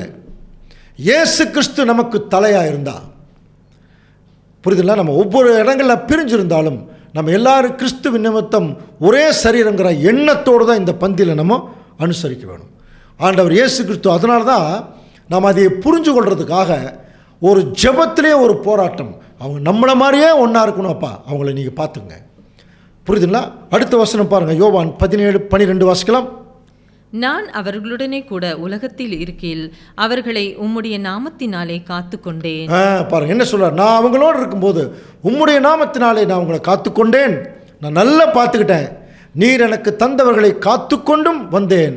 ஒரே ஒரு விஷயம் என்னன்னா, வேத வாக்கியம் நிறைவேறத்தக்கதாக கேட்டின் மகன் கெட்டு போனானே இல்லாமல் அவர்களில் ஒருவனும் கெட்டு போகவில்லை. யாரை பற்றி பேசுகிறார் நமக்கு தெரியும் இல்லையா? யூதாஸை பற்றி பேசுகிறார். இந்த ஜெபம் ஆண்டவர் இயேசு கிறிஸ்து சீஷர்களை சுற்றி நிற்க வச்சு ஏறெடுக்கும் போது அங்கே யூதாஸ் இல்லை. 13ஆம் அதிகாரத்திலே அவர் வெளியே போயிடுறார். யூதாஸ் அங்கே இல்லை. கேட்டின் மகன் கெட்டு போனான். அது வேத வாக்கியம் நிறைவேறத்தக்க, ஏற்கனவே அது வேத வாக்கியத்தில் இருக்குன்னு சொல்லிட்டான். அப்போது யூதாஸ் அங்கே இல்லை. மிச்சம் 11 பேர் அப்போஸ்தலனாகிய பவுல் ஒன்று சேர்த்துக்கலாம். மனதில் வச்சுட்டு சொல்கிறார், நான் இவங்களை பார்த்துட்டு வந்தேன், காத்து கொண்டு வந்தேன். அதனால தான் அப்போஸ்தலனாகிய பவுலை ஆண்டவர் நேரடியாக அழைச்சார். எப்படி 11 சீஷர்கள் நேரடியாக அழைச்சாரோ அதே மாதிரி தான் அப்போஸ்தலனாகிய பவுலையும் ஆண்டவர் நேரடியாக அவர் அழைப்புக்குள்ளே கொண்டு வந்தார். இப்போ 12 சீஷர்கள், இவங்க தான் அவர் காத்து கொண்டு வந்த சீஷர்கள். ஒருத்தன் கேட்டின் மகன், அவன் என்ன பண்ணிட்டான்? கெட்டு போயிட்டான். இங்கே நாமளும் இதை புரிஞ்சுக்கணும். அப்போ நம்மெல்லாம் கேட்டின் மகனாக இருந்தால் நாமளும் தான் கெட்டு போயிடுவோம். அப்போ தேவனுடைய பிள்ளைகள் இயேசு கிறிஸ்து அப்போஸ்தலனாகிய அப்போ அந்த பாருங்கள், அந்த யூதாஸ் எப்படி காட்டி கொடுத்தாருன்னு நமக்கு தெரியும். அது நிறைய சப்ஜெக்ட் பார்த்துட்டோம். ஆண்டவர் இயேசு கிறிஸ்துவை தவறாக காட்டி கொடுத்துட்டார். அந்த மாதிரி ஒரு மனநிலைக்குள்ளேயே தேவனுடைய பிள்ளைகள் நம்ம போயிடக்கூடாது. அதை நம்ம புரிஞ்சுக்கலாம். போயிட்டால் நம்ம என்ன ஆகிடுவோம்? கேட்டின் மகன் ஆகிடுவோம், கெட்டு போயிடுவோம். ஆனால் கிறிஸ்துவுடைய ஜெபம் அதல்ல. கேட்டின் மகன் கெட்டு போயிடுவானா? ஏற்கனவே தீர்க்க தரிசனத்தில் இருக்குது, அதனால் அவன் கெட்டு போயிட்டான், அவ்வளோதான். அன்புக்குரிய சகோதர சூழலை இப்போ அடுத்த வசனத்தை கொஞ்சம் கவனிக்கலாம் பாருங்கள். யோவான் 14ஆம் அதிகாரம் 18ஆம் வசனத்தில் முதல்லே சொல்லிட்டார், நான் உங்களை பார்த்துட்டு வந்தேன்னு சொன்னவர் முக்கியமான ஒரு வசனத்தில் நம்மளுக்கு எவ்வளோ ஆறுதல் கொடுக்குறார். வாசிக்கலாம் பாருங்கள். நான் உங்களை திக்கற்றவர்களாக்க விடேன். பார்த்தீங்களா என்ன சொல்லிட்டார்? நான் உங்களை திக்கற்றவர்களாக விடேன், உங்களிடத்தில் வருவேன். எவ்வளோ ஒரு அஷூரன்ஸான ஒரு வார்த்தை பாருங்கள். நான் எப்போதுமே உங்களை திக்கற்றவர்களா. இதெல்லாம் தான் ஆண்டவர் இயேசு கிறிஸ்து அவருடைய சீஷர்கள் மேலே வைத்திருக்கிற அன்பை நம்ம புரிந்து கொள்ளக்கூடிய நிலைமையில் இருக்கணும். புரியுதுங்களா? நான் உங்களை விட்டுற மாட்டேன். இதை எப்போ தெரியுமா நம்ம அனுபவிக்கலாம்? இன்றைக்கி நார்மலாக எல்லாருமே நிறைய பேர் சத்தியத்துக்குள்ளே வராங்க, ஞானஸ்தானம் எடுக்கிறாங்க, வாரம் கோயிலுக்கு போகிறாங்க, வாரம் கோயிலுக்கு போகிறாங்க, வர்றாங்க, அவ்வளோதான்.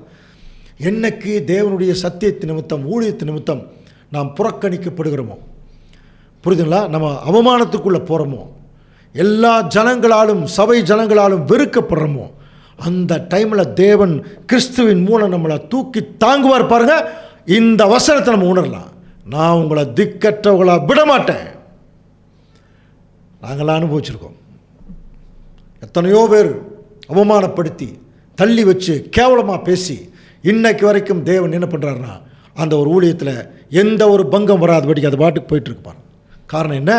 ஆண்டவர் இயேசு கிறிஸ்து நமக்காக பண்ணின ஜெபம். அது எல்லாருக்குமே பொருந்த அன்புக்குரிய சகோதர சோழே. அதனால் உண்மையாக வேலை செய்கிறீங்க அப்படின்னு ஒரு முடிவுக்கு வந்துட்டிங்கன்னா நல்லா புரிஞ்சுங்க. நமக்கு என்ன அவமானம் கஷ்டம் வந்தாலும் கலங்கவே வேண்டாம். யார் தள்ளி வச்சாலும் அதை பற்றி கவலைப்படாதீங்க. ஆண்டவர் இயேசு கிறிஸ்து சொல்கிறார், உங்களை திக்கற்றவர்களாக விடேன். இதை உணர்ந்துட்டோம்னா அந்த உணர்வோடு அவருடைய பந்தியில் நம்ம பங்கெடுக்கலாம். அதிலேயே நம்ம கவனிக்கும் போது 15ஆம் வசனம் பாருங்கள். நீர் அவர்களை உலகத்தினின்று எடுத்துக்கொள்ளும்படி நான் வேண்டிக் கொள்ளாமல் நீர் அவர்களை தீமை நின்று காக்கும்படி வேண்டிக் கொள்கிறேன் சொல்கிறார் பாருங்க.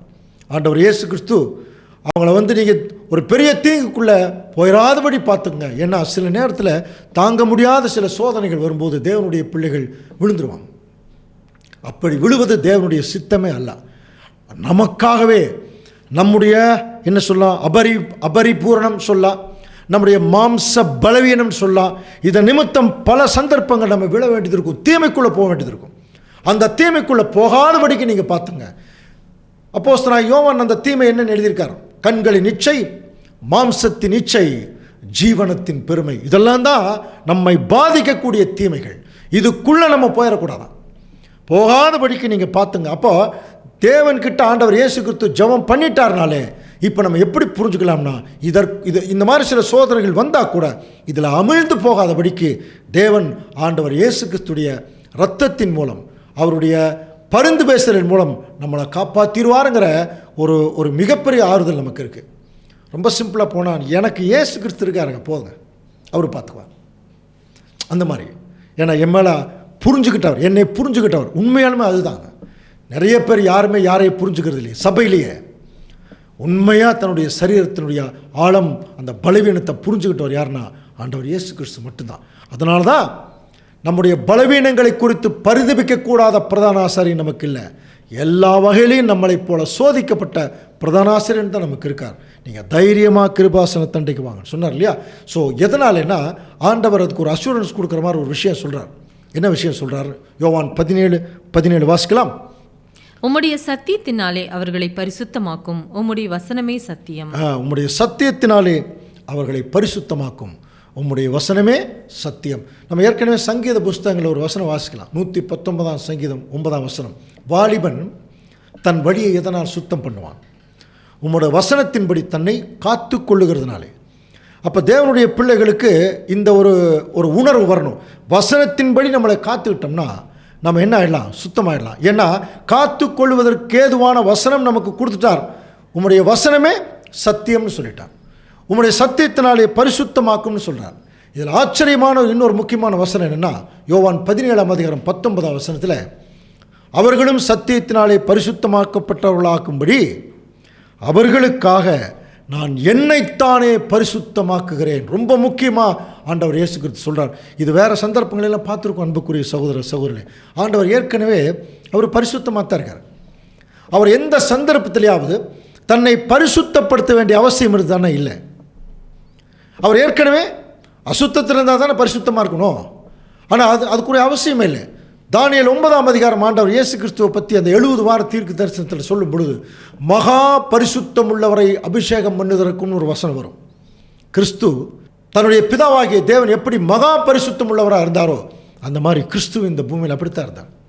அவர் சொல்கிறார் பாருங்க, இந்த பிள்ளைகளுக்காக நான் என்னைத்தானே பரிசுத்தமாக்குகிறேன். இதனுடைய பொருள் புரிஞ்சுக்கிட்டா கிறிஸ்து தன்னுடைய சரீரத்தின் மேலே வைத்திருந்த அன்பினுடைய ஆழம் தெரியும்.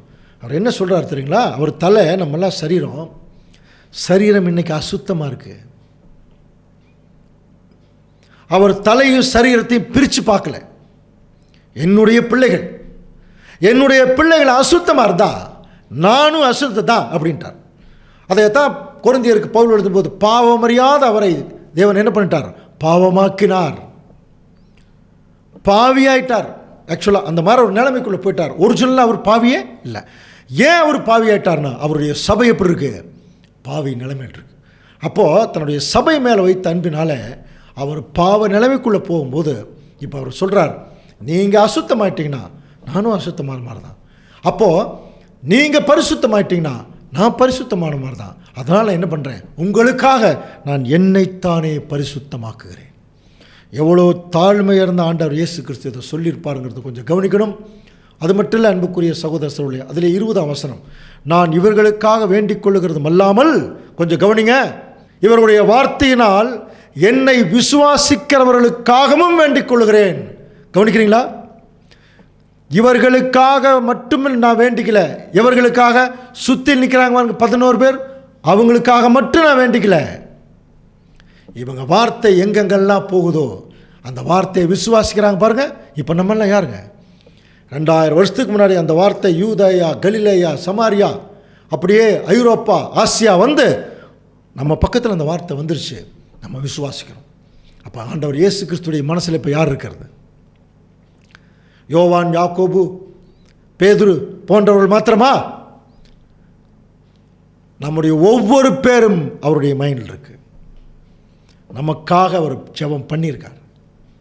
எவ்வளவு அன்பு இருந்திருக்கு பாருங்க. எப்படி மைண்டில் வச்சுட்டு பேசுகிறார் பாருங்க. இவர்களுக்காக மட்டும் வேண்டிக்கல. இந்த வசனம் யாருக்காக போய் பாருங்க, என்னை விசுவாசிக்கிறவர்களுக்காக நான் வேண்டிக் கொள்வேன். எதில்? இவர்களுடைய வார்த்தையினாலே. இன்னைக்கும் மத்தேயு, மார்க்கு, லூக்கா, யோவானெல்லாம் படிக்கிறோம். மத்தேயு, யோவானெல்லாம் அப்போஸ்தலர். அவங்க வார்த்தையில் தான் இப்போ நம்ம நம்புகிறோம் கிறிஸ்துவை, இல்லையா?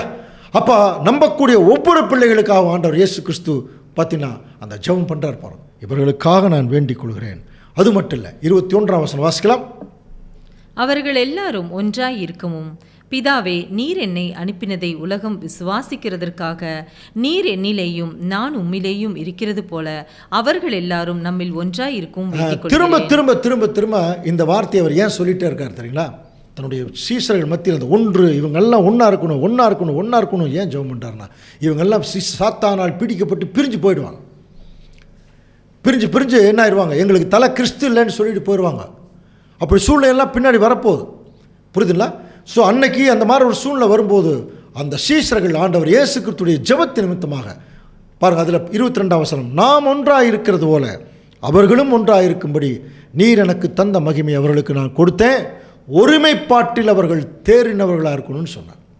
அப்போது தேவனுடைய பிள்ளைகள், தேவன் கிறிஸ்து மேலே எப்படி அன்பு வச்சுருந்தார், கிறிஸ்து சபை மேலே எப்படி அன்பு வச்சிருந்தார். இந்த ஒற்றுமை இருக்கணுமா, இந்த ஒருமைப்பாட்டில் அவருடைய பிள்ளைகள் எப்படி இருக்கணும், தேறி இருக்கணும். கவனிக்கிறீங்களா? இந்த ஒற்றுமையை பற்றி அவர் அடிக்கடி ஏன் சொல்கிறாருன்னா, அவருடைய சபை ஒரே சரீரம். இப்போ நம்மெல்லாம் அந்த அப்பத்தை புசிக்கும் போது அப்போஸ்தலனாகிய பவுல் சொல்கிறார் இல்லையா, அந்த ஒரே அப்பத்திலே நாம் பானம் பண்ணுகிறபடியால் நம்ம எல்லாரும் என்னவா இருக்கோம், ஒன்றா இருக்கோம்னு சொன்னார். புரியுங்களா? அந்த ஒற்றுமை, அந்த ஒருமைத்தன்மை, அந்த கோஆர்டினேஷன் இருக்கணுமா தேவனுடைய பிள்ளைகளுக்கு. இது இல்லாமல் பரலோகத்திலே போய் ஒன்றா இருக்க போகிறோம். அப்போ இன்றைக்கும் நம்ம எந்தெந்த ஊர்களில் எந்தெந்த சபைகளை நம்ம பிரிஞ்சிருந்தாலும் எந்த சகோதரனையும் நம்ம நேசிக்க கற்றுக்கொள்ள வேணும். இந்த சத்தியத்தில் இருக்கிற ஒவ்வொரு சகோதர எங்கிருந்தாலும் சரி மன்னிக்க கற்றுக்கொள்ளணும், நேசிக்க கற்றுக்கொள்ளணும். இதுதான் சரீரத்தினுடைய கேரக்டர். இந்த கேரக்டர் இல்லாமல் தேவனுடைய பிள்ளைகள் என்ன செய்ய முடியாதுன்னா அந்த பந்தியில் கலந்துக்க முடியாது. கலந்துக்கிட்டால் வெறும் பந்தியாக தான் போயிடும். அது தேவனிடத்தில் சேரக்கூடிய ஒரு மகா பெரிய பாக்கியமாக அது எண்ணப்படாது. அன்புக்குரிய சகோதர சகோதரர்களே, கடைசியாக அவர் 2 வசனங்கள் அவர் சொல்கிறார் பாருங்கள். யோவான் 17:24 வாசிக்கலாம். பிதாவே, உலகத் தோற்றத்திற்கு முன் நீர் என்னில் அன்பாய் இருந்தபடியினால் நீர் எனக்கு தந்த என்னுடைய மகிமையை நீர் எனக்கு தந்தவர்கள் காணும்படியாக நான் எங்கே இருக்கிறேனோ அங்கே அவர்கள் என்னோட கூட இருக்க விரும்புகிறேன். என்ன விருப்பம் பார்த்தீங்களா? இவங்களை விட்டு பிரியறக்கு எனக்கு மனசில், நான் எங்கே இருக்கிறேனோ அங்கே இவங்களும் என்னோட இருக்கணும்னு நான் விரும்புகிறேன். அப்போது இப்படி சொல்கிறார் இல்லையா, இப்படி விரும்புகிறேன்னு சொல்கிறாரு. ஆனால் இப்போ என்ன பண்ண போகிறார், பிரிய போகிறார். அதனால தான் அவருக்கு அந்த துக்கம் வந்து தான், இந்த பிள்ளைகளை நான் பிரிய போகிறோமே, இந்த பிள்ளைகள் என்னோடையே இருக்கணும்னு நான் விருப்பமாக இருக்கேன் எனக்கு. அப்படின்னா எந்த அளவுக்கு அவங்க பழகியிருப்பார் பாருங்கள். அவங்கெல்லாம் அந்த அளவுக்கு இன்டீரியராக பழகியிருக்கிறாங்களா இல்லையாங்கிறதெல்லாம் தெரியாது, யார், சீஷர்கள். ஆனால் ஆண்டவர் உண்மையாக உத்தமமாக அந்த சீஷர்களை நேசித்தார். அந்த நேசித்தவனுடைய அந்த உள்ளான அந்த எண்ணம் தான் அவருடைய வார்த்தையை வெளியே வருது. அவர்கள் என்னோடையே இருக்கணும்னு விரும்புகிறேன். நிறைய பேர் அப்படி தானே, நல்லா பழகிட்டு பிரிஞ்சு போகும்போது என்ன பேர் கூடவே இருக்கலாமே சொல்லுவாங்க இல்லையா, அந்த மாதிரி ஒரு அன்பு காட்டுறார் பாருங்கள். இந்த பிள்ளைகள் என்னோடவே இருக்கணும். அப்போ எந்த அளவுக்கு தன்னுடைய சபையை அவர் நேசிக்கிறார், இதெல்லாம் தான் நம்ம புரிஞ்சு கொள்ள வேணும். அன்புக்குரிய சகோதர சகோதரர்களே, கடைசியாக அவர் சொன்ன வார்த்தை எப்படி முடிக்கிறார் பாருங்கள். யோவான் 17:26 நீர் என்னிடத்தில் வைத்த அன்பு அவர்களிடத்தில் இருக்கும் படிக்கும் நானும் அவர்களில் இருக்கும் படிக்கும் உம்முடைய நாமத்தை அவர்களுக்கு தெரியப்படுத்தினேன், இன்னமும் தெரியப்படுத்துவேன் என்றார். கொஞ்சம் கவனிக்கிறீங்களா? இந்த வசனம் கொஞ்சம் உற்று கவனிச்சாதான் தெரியும். நீர் என்னிடத்திலே வைத்த அன்பு அவர்களிடத்திலும் இருக்கும் படிக்கும். தான் கடைசியாக அவர் பண்ண ஜபத்தினுடைய ஆழம். என்ன சொல்கிறார், என் மேலே எப்படி நீங்கள் அன்பு வச்சிங்களோ அதே மாதிரி அவர்கள் மேலே என்ன பண்ணிருங்க, அந்த அன்பு வச்சுருங்க. பாருங்கள், பிதாவாகிய தேவன்கிட்ட அவர் பண்ண ஜபம், நான் ரொம்ப அதிகமாக இவங்களை நேசிச்சிட்டேன், ஏன்னா இவர்கள் உங்கள் பிள்ளைகள் ஆயிட்டாங்க, இதில் யாரும் கெட்டு போயிடக்கூடாது. நான் இந்த பூமியில் இருக்கிற வரைக்கும் இவங்களை காத்துட்ருந்தேன், இப்போ நான் உங்ககிட்ட வரப்போகிறேன். அதனால் தேவனே, நீங்கள் உம்முடைய பேர்லேயே இவங்களை நல்லா பார்த்துங்க. கடைசியாக உம்முடைய பிள்ளைகள் ஆயிட்டாங்க, இவங்களை பிரியருக்கு எனக்கு மனசில் இவங்க எங்களோடய இருக்கணும்னு நான் விரும்புகிறேன். ஆனால் இப்போ அது முடியாது, அது நல்லா தெரியும் இல்லையா. ஆனால் கடைசி என்ன சொல்கிறாருன்னா, நீர் என்னிடத்தில் எந்த அளவுக்கு அன்பு வச்சுருந்தீங்களோ அதே அன்பு அவரிடத்தில் இருக்கும் படிக்கும் நானும் அவரிடத்தில் இருக்கும் படிக்கும் உம்முடைய நாமத்தை அவர்களுக்கு தெரியப்படுத்தினேன், இன்னமும் தெரியப்படுத்துவேன் என்று சொல்லி அந்த அதிகாரத்தை அவர் முடிக்கிறார். அன்புக்குரிய சகோதர சகோதரர்களே, இந்த வசனங்களை திரும்பவும் ஒரு தடவை நம்ம ஞாபகப்படுத்தி பார்த்தோம்னா, ஆண்டவர் இயேசு கிறிஸ்து அவருடைய சீஷர்களை மாத்திரமல்ல நம்மையும் எந்த அளவுக்கு நேசிக்கிறாருங்கிறத புரிஞ்சுக்கலாம். அந்த நேசத்தையும் அந்த பாசத்தையும் திரும்பி திரும்பி ரீகால் பண்ணிகிட்டே இருக்கணும். நம்முடைய ஆண்டவர் இயேசு கிறிஸ்துடைய மரணத்தின் நினைவு கூறுதலுக்குள்ளே போகிற வரைக்கும் அதை ரீகால் பண்ணோம்னா தான் ஆண்டவர் இயேசு கிறிஸ்துவை நம்ம நன்றியோடு பார்க்க முடியும். அந்த நன்றியோடு பார்க்கக்கூடிய உணர்வு இருந்தால் தான் அவருடைய பந்தி நமக்கு மிகப்பெரிய பாக்கியமாக இருக்கும். தேவன் தாமே இந்த வசனங்களை நமக்கு ஆசீர்வாதமாக்கி தருவாராக. ஆமாம்.